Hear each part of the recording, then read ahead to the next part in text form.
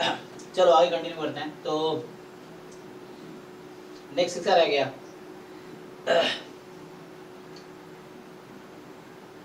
हाँ जी, निखिल अगला डाउट बताओ। आपका लास्ट है, 2 बचे हैं ना? हाँ लास्ट के 8 नंबर क्वेश्चन।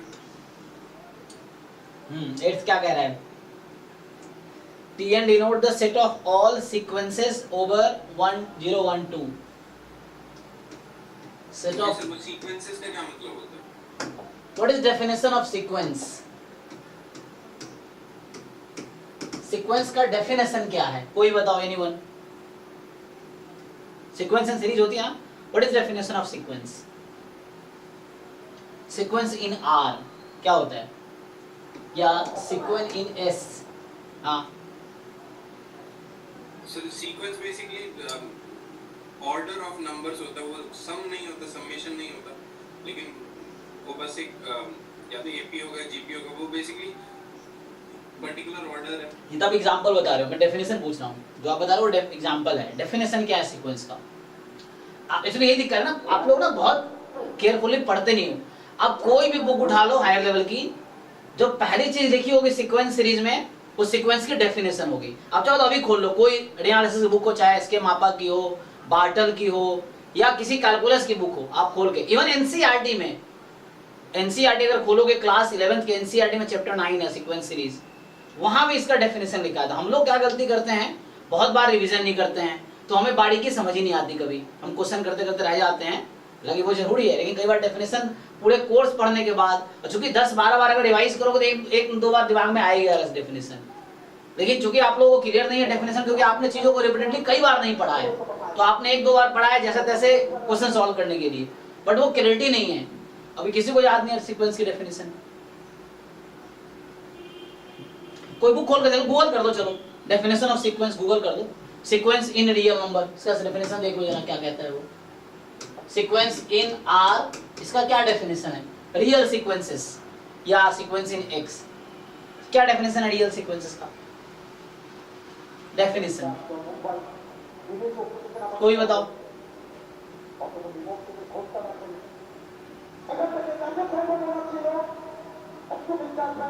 नहीं मिला, किसी बुक में भी नहीं लिखा हुआ है, गूगल पे भी नहीं है। Function domain is R and whose range is in R। नहीं, गलत पढ़ रहे हो। डोमेन इज,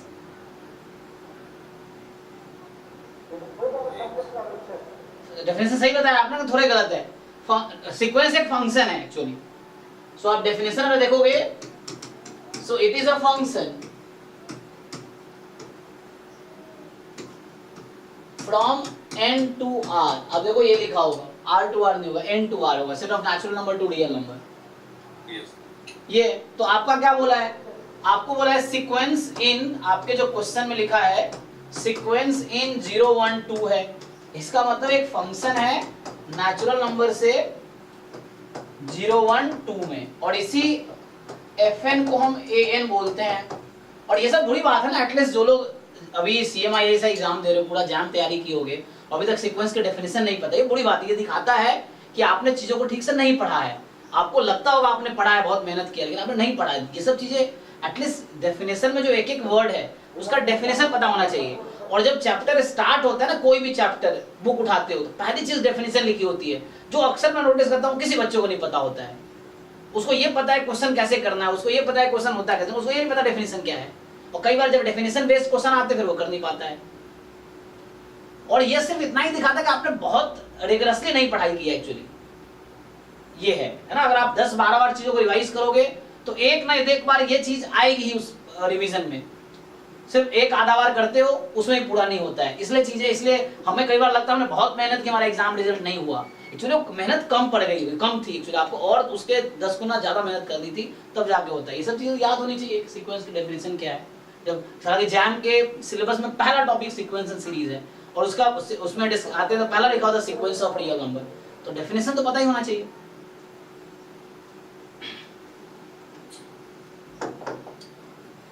तो आपका जो एन है वो 0 1 2 में है।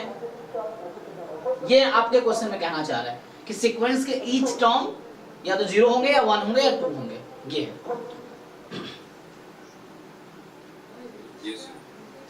सो Tn set of all sequences है ओवर 0 1 2।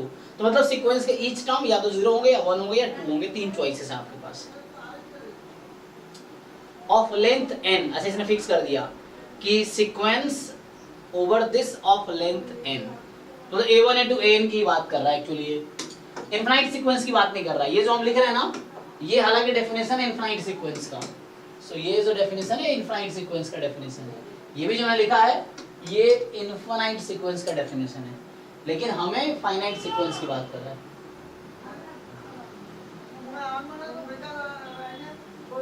सो आपके क्वेश्चन में ये बोल रहा है कि आपका सीक्वेंस है a1 a2 up to an, जहां पे each ai 0 1 2 हो सकता है, each ai 0 1 2 होगा।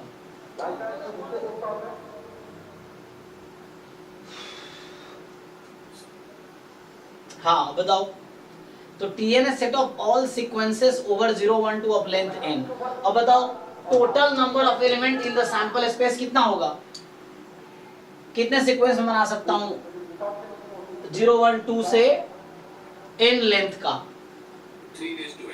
हाँ, because each element has 3 choices, so 3 raised to n, 3 3 3 3, so total number of sequences we can make is 3 raised to n। ये है ना, this you can see as function from 1 to 3 up to n to 0 1 2, ये समझ सकते हो कि total number of function from this set to this, तो number of element in this power number of element in this।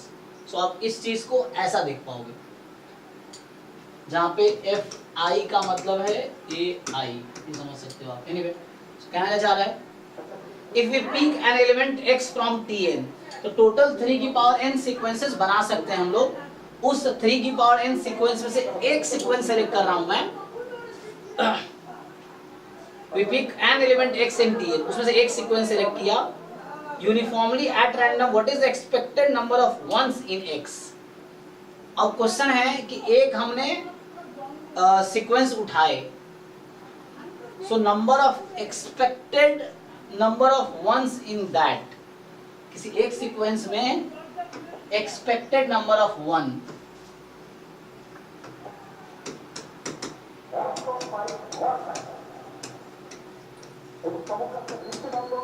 बताओ इसका support क्या होगा, व्हाट इज द सपोर्ट, मतलब नंबर ऑफ क्या क्या पॉसिबल हो सकता है एक सीक्वेंस में, कितनी बार वन आ सकता है इस वाले सीक्वेंस में। तो या तो 0 1 होगा या 1 1 होगा या 2 1 होगा। कितनी बार है, कितने टर्म्स है सीक्वेंस में, हो सकता है एक बार ही 1 आया हो, और मैक्सिमम कितनी बार आ सकता है, n टाइम आ सकता है। तो 0 1 2 n हो जाएगा, ये हो जाएगा। तो ये क्या प्रोबेबिलिटी निकाल सकते हो आप, जैसे x बराबर 0 मैं बात करूं, मतलब एक बार भी 1 नहीं आया, तो मतलब क्या है, ईच चॉइसेस क्या है, ये बनेगा ना, जस्ट एक बार 1 आया, एक बार 1 आया होगा, बाकी बोलो है ना, एक बार जस्ट 1 आया ना, तो कोई एक फिक्स हो जाएगा। एक मिनट, कौन सा 1 फिक्स करोगे, तो पहला टर्म 1 फिक्स कर दिया, इसके बाद चॉइसेस हैं, लेकिन m2 में n भी हो जाएगी, क्योंकि कोई भी हो सकता है ना 1 इनमें से, तो मैंने पहले को 1 फिक्स कर दिया, मान लो फॉर एग्जांपल दिस, तो दिस में भी एनी अब 0 और 2, तो 2 की पावर n माइनस 1, बट ये जो पहला मैंने 1 फिक्स किया, हो सकता है कोई भी इनमें से एक 1 हो सकता है। तो ऐसे करके बनाओ, एक पैटर्न दिख जाएगा तुम्हें, दिख रहा है पैटर्न कि नहीं, देखो यहाँ पे x बराबर 2, एक पैटर्न दिख जाएगा, मतलब इन n में से 2 बार 1 यूज हुआ है, 2 टाइम्स 1, तो बाकी टाइम क्या रहा होगा, 2 की पावर माइनस 2, और यहाँ हो जाएगा nc2 3 की पावर n। तो समझ आया कि नहीं, तो हो गया यहाँ से, तो ये PMF आ गया।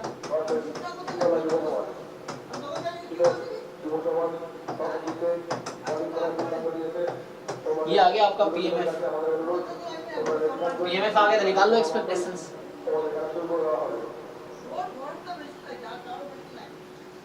ये सर वो हो जाएगा, ठीक है, last so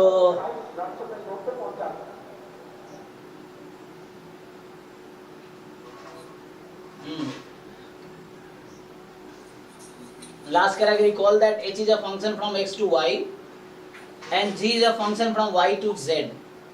So goh is a function from x to z. ठीक है, हमें पता है ये, है ना, we know that. तो ये भी पता है हमें. तो s be the set of all function from 1 to 6 to 1 to 6. इसका मतलब है ये FOF f है, FOF f है. अच्छा, खुद का कंपोजिशन लिया और खुद ही आ गया. So f of x बराबर fx हो गया. इसका क्या मतलब है? फिर आइडेंटिटी फंक्शन, आइडेंटिटी होना ही पड़ेगा, या आइडेंटिटी नहीं भी होगा तो बाद में घूम फिर के उस पे आ जाना है. ओके, तो compute the number of functions f whose range has 3 element. You know what is the cardinality of s? देखो ये कहना क्या चाह रहा है, इसका ये मतलब है तुम बनाओ ना, इसको कोशिश करो बनाने का.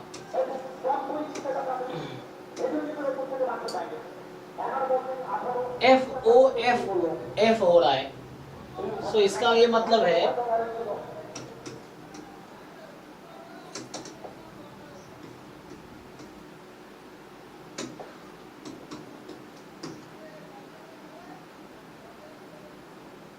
समझ आ रही है তারা অনেকটা বিল করবে না সময় চলে যাবে. সেই সামনে থেকে যারা ব্যারিকেড দিয়ে দাঁড়িয়ে আছে, যে সমস্ত দর্শক ব্যারিকেড দিয়ে দাঁড়িয়ে আছে, তাদের কাছে অনুরোধ আপনারা ব্যারিকেডটা ছেড়ে দেন. सो ऐसे कितने फंक्शन है जहाँ रेंज 3 होंगे? बोल रहा है कि रेंज में 3 एलिमेंट होगा एक्चुअली.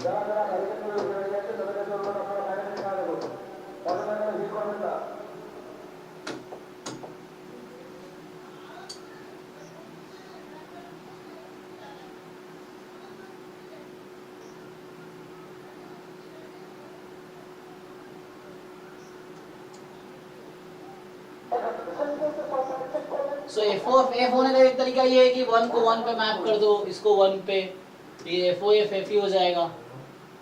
ये कई बार ऐसा भी कर सकते हो तुम, 2 को 3 पे, 3 को 1 पे, लेकिन ये एफ कैसे, 3 को 1 पे ले जाना पड़ेगा तुम्हें, फिर 1 को 3 पे, इस तरह से करना पड़ेगा.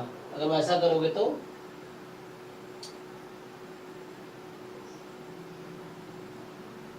दो नहीं कर सकते.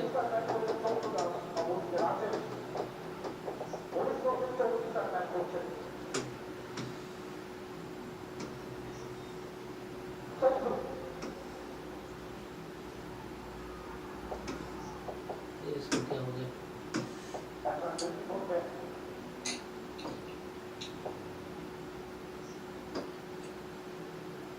हाँ, तो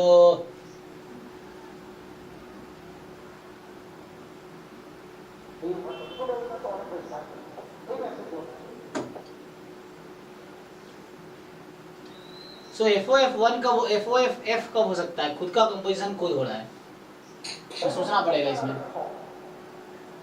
खुद का कंपोजिशन खुद हो रहा है. सर वो सिर्फ तब हो सकता है जब वो कंप्लीटली बाइजेक्टिव हो, मतलब 1 1 1 हो, 2 2 2 हो, 3 3 3 हो. नहीं क्योंकि f of 3 3 होगा और फिर से f of 3 फिर से 3 हो जाएगा. हाँ, वो तो वही है, f उस पे जाएगा वापस, f3 पे गया, 3 3 पे, ओ अच्छा f है ना तीनों, तो ये आइडेंटिटी फंक्शन होना पड़ेगा और कोई ऑप्शन ही नहीं है हमारे पास. मतलब या तो ऐसा करे fx1 ले ले, तो कांस्टेंट फंक्शन ले ले हम,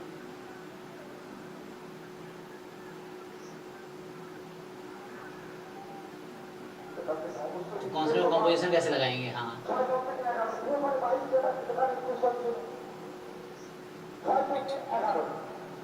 सर से वही लग रहा है, क्योंकि अगर f of 1 1 होगा उसी वक्त फिर वापस f of 1 फिर से 1 हो जाएगा, which is basically same as f of 1. हाँ वो तो ठीक है.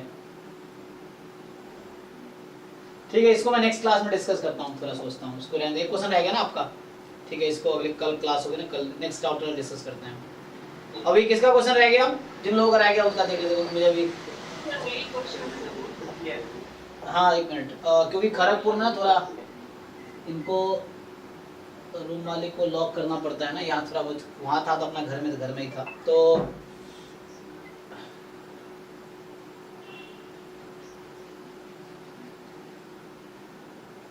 हाँ जी सयानी, इसका एक डाउट रुकिए, क्या पूछ, तुम्हें क्या पूछना है भाई इसमें?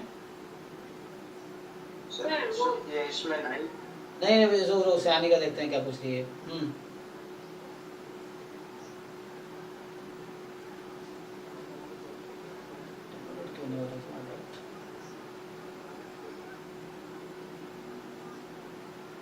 जी बताओ। सर वो थीटा 1 बाय थीटा 2 ये क्या था सर, वो समझ नहीं सर, थीटा 1 थीटा 2 कैसे समझ नहीं आ रहा।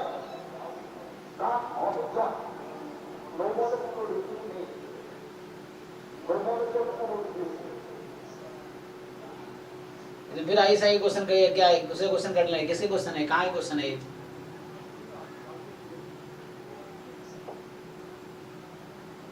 एग्जाम के क्वेश्चन तो नहीं है, ये सब्जेक्टिव क्वेश्चन है।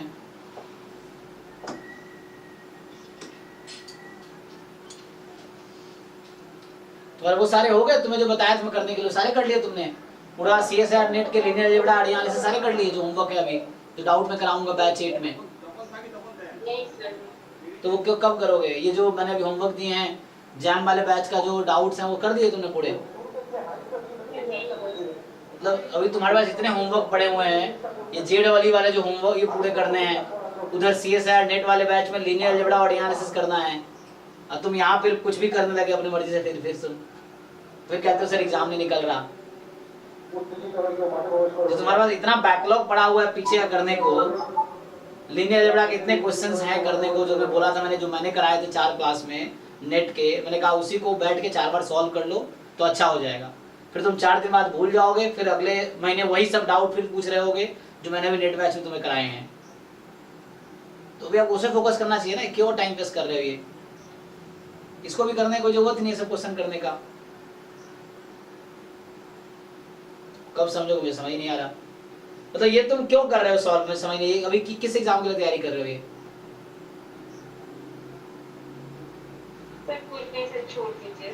मतलब वही ना, मतलब तुम अभी, तुम्हें क्या बताऊं, तुम्हें समझ ही नहीं आता, इतने समझाता हूं मैं कि ठीक से प्लानिंग के साथ प्रिपरेशन करो, अभी जो चल रहा है वो कर लो। ऐसा नहीं आज लास्ट क्लास है कि तुम ये अभी नहीं पूछोगे तो चल जाएगा। अभी तुम्हारे पास जो इतने बैकलॉग्स पड़े हैं, अभी जो बाकी बच्चे डाउट पूछ रहे हैं, क्या कौन से बच्चे, इनका अभी CMI का एग्जाम है, ISI का एग्जाम है, अभी तुम जैसे प्रिपरेशन शुरू किए हो, तुम्हें अभी जो होमवर्क्स मैंने दे रखे हैं उसको तुम्हें करना चाहिए, फालतू वाली चीजें करनी चाहिए जिसका अभी कोई जरूरत नहीं है तुम्हें करने का।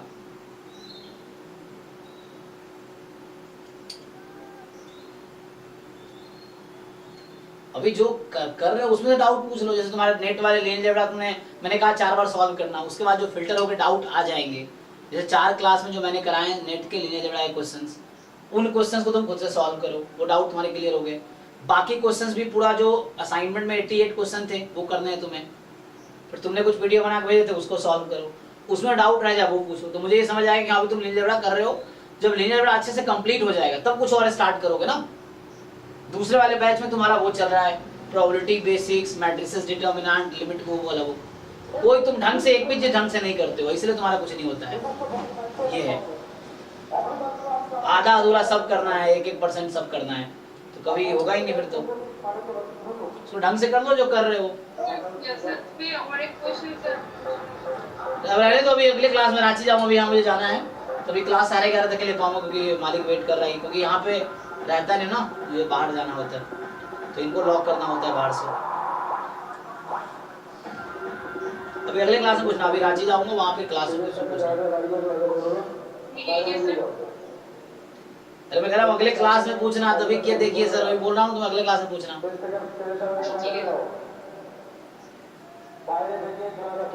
अभी नेट वाले बैच में तुम्हारे जो डाउट्स नेट के हैं, नेट वाले बैच में डाउट ले रहा हूँ मैं। आज मैं यहाँ खाया हूँ खड़गपुर में, ट्रेन थी इसलिए क्लास नहीं लिया मैंने।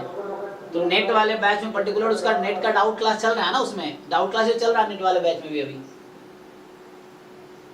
तो उसमें तो पूछ सकते हो तुम ये सब चीजें। पहले उसको कंप्लीट करो ना, जो होमवर्क तुम्हें मिला हुआ है, मैंने कहा तुम एक ट्यूटोरियल बनाकर उसको होमवर्क कंप्लीट करो। क्यों इधर उधर करते रहते हो? तो जो अभी है काम एक लिस्ट बनाना, ये करने हैं मुझे, जो लीनियर अलजेब्रा और रीएनालिसिस के जो असाइनमेंट्स नेट बैच में दिए गए हैं उसको ठीक से करो ना पहले, अभी उसके डाउट में कराऊंगा, कुछ भी क्यों इधर उधर कर रहे हो। और नेट वाले बैच की क्लास होगी अभी कल, नहीं तो कल शायद क्लास हो भी ना कोई भी, फिर कल मुझे वापस जाना है, परसों आना है ना, तो परसों से फिर क्लासेस होंगी, उसमें करना। हाँ जी भाई, तुम्हारा क्या डाउट है भाई इसमें, बताओ।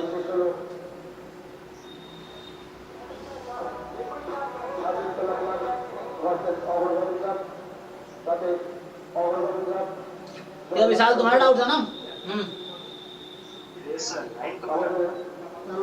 नाइन्थ वाला, अच्छा ये ninth. What is the smallest, अच्छा what is the smallest possible value of summation 1 upon di plus 1 I from 1 to n।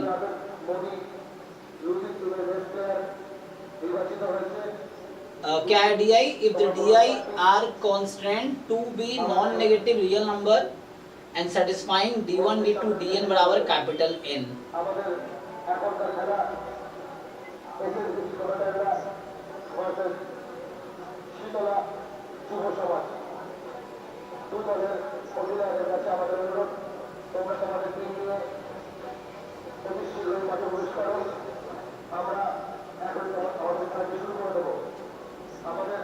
इसमें किसको मिनिमाइज करना है? 1 अपॉन डी आई प्लस 1 को मिनिमाइज करना है, तो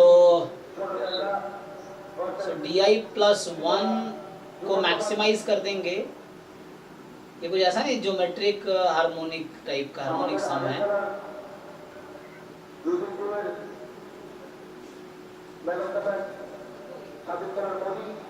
स्मॉल एंड कैपिटल में क्या रिलेशन है? कोई रिलेशन नहीं है। अच्छा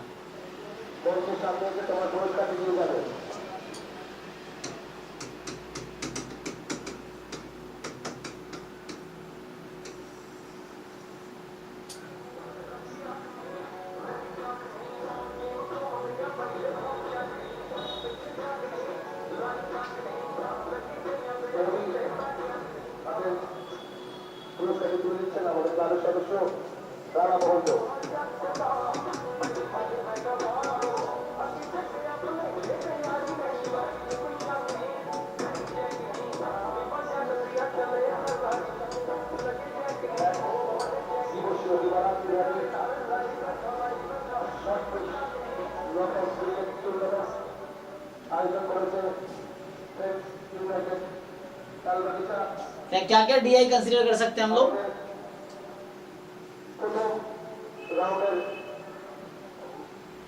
मैंने तो दे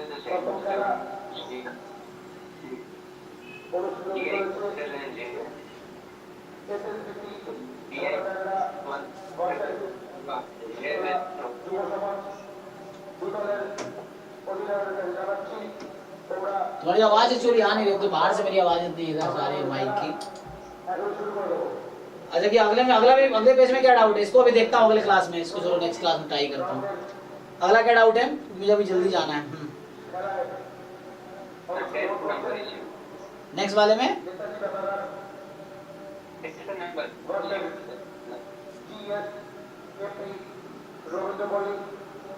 अच्छा, इसमें 10th भी है। 3 क्रॉस 3 है, suppose x transpose x positive है, just so that ABC are non negative. Actually ये पॉजिटिव डेफिनेट मैट्रिक्स है। तुम देखो ये डेफिनेशन है पॉजिटिव डेफिनेट का, जो लिखा हुआ है ना, ये लिखा हुआ है x transpose AX is positive. अच्छा ये नॉन नेगेटिव डेफिनेट है for every x belongs to R cube. तो ये जो इसका मतलब ये है, if and only if x is a non-negative definite matrix। ये डेफिनेशन है, ये नॉन नेगेटिव डेफिनेट और पॉजिटिव डेफिनेट का डेफिनेशन है।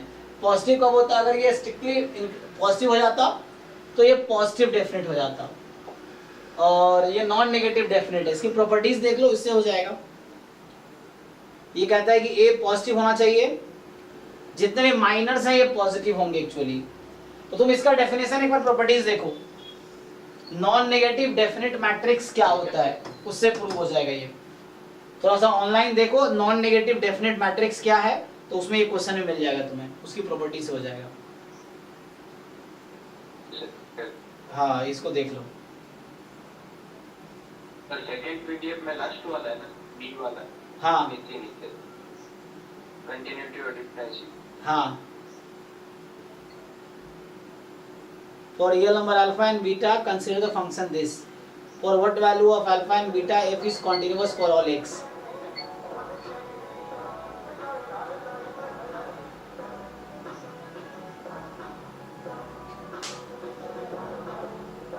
कॉन्टिन्यूअस तो रहेगा ना कहीं भी, तुम अल्फा बीटा कुछ भी ले लो कॉन्टिन्यूअस हमेशा रहेगा। हाँ सारे पे हो रहा है। हाँ कॉन्टिन्यू, हाँ कॉन्टिन्यूअस तो हमेशा हो जाएगा। डिफरेंशिएबल के लिए क्या करना पड़ेगा, अगर अल्फा बीटा 0 ले लोगे तो डिफरेंशिएबल हो जाएगी, और बाकी केस क्या हो सकते हैं।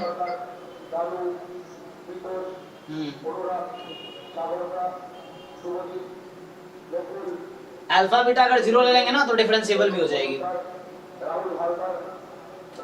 बाकी और केसेस भी सोचने पड़ेंगे। सर मैंने राइट हैंड और लेफ्ट हैंड लिमिट को इक्वल किया था डिफरेंशिएबिलिटी में, right hand derivative left hand derivative. हाँ उससे सर केस बने क्या बने, plus beta alpha into beta plus 1 बना इक्वल्स टू 0 बना। हाँ क्योंकि यहाँ पे ना मॉड एक्स क्या डिफरेंस क्रिएट करेगा, प्लस माइनस एक्स हो जाएगा ही ना, और हर एक्स पे डिफरेंशिएबल, तो बस 0 पे ही तो प्रॉब्लम है ना, प्रॉब्लम 0 पे ही बस है। Mod x is not differentiable eight 0।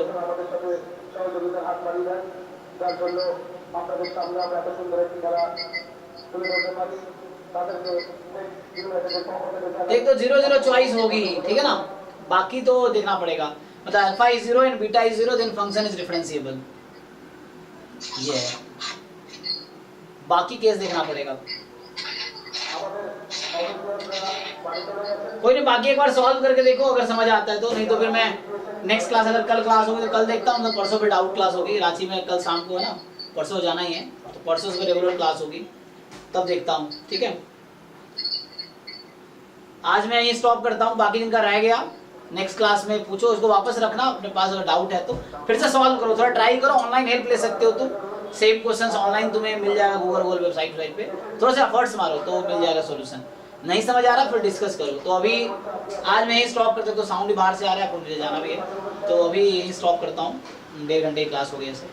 और बाकी जिनका डाउट रह गया वो कल अगर क्लास हुई तो कल पूछना, नहीं तो परसों पूछना, ये है, क्योंकि अभी डाउट क्लास चलती रहेगी। जो 6 to 7:30 वाली बैच है ना, वो तो अभी डाउट क्लास ही है, 6 to 7:30 में डाउट ही चलेगा, ISI का या CMI का, जो भी डाउट है यही चलेगा जिस दिन, है ना। अभी चूंकि आज क्लास नहीं हुई क्योंकि मैं ट्रैवल कर रहा था, फिर बाद में 6 to 7:30 वाली जो बैच, 6 to 8:30 ना, 6:30 to 8, जो 6:30 to 8 वाले बैच में ISI CMI का डाउट ही तो चल रहा है, इसमें चलेगा। बाकी 11 से 12 चल ही रहा है डाउट, क्योंकि यहाँ पे 11 से 12 डाउट नहीं है, मतलब रांची में 11 सवाल लूंगा, यहाँ 10 से 11 लेता था मैं, तो ठीक है, देखते हैं परसों से रेगुलर क्लास हो जाएगी। फिर आज नहीं हुई, कल देखता हूँ पॉसिबल होगा तो होगी, नहीं तो कल ऑफ रहेगा, संडे है, और परसों से रेगुलर क्लास होगी। तो बाकी सॉल्व करो, एक ग्रुप में डिस्कस करो, और जो रह गया फिर परसों देखता हूँ अगर हुआ तो, ठीक है। चलो थैंक यू, गुड नाइट, अभी स्टॉप करता हूँ।